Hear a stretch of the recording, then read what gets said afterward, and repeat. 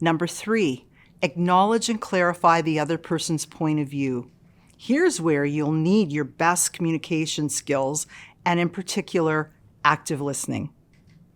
Be genuinely concerned and curious and ask lots of open and probing questions to fully understand the other person's perspective.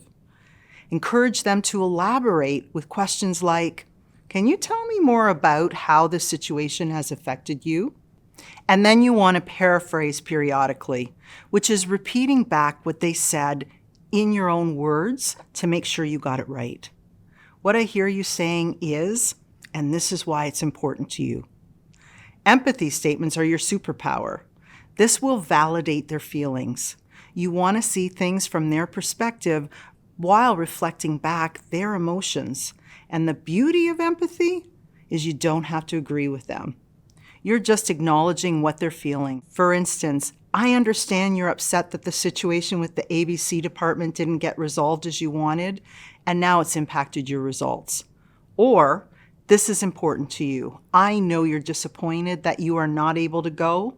Or, I can see that you're angry about not getting the time off you wanted. You're reflecting back their feelings, the situation, and the impact. So here's a tip.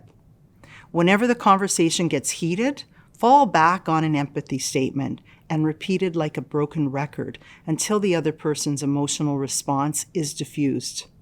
Some other things to be aware of are your tone of voice and body language, which includes your facial expressions. So maintain eye contact, lean forward slightly to show that you're listening. Finally, let them speak without interruption to show respect and get the full picture.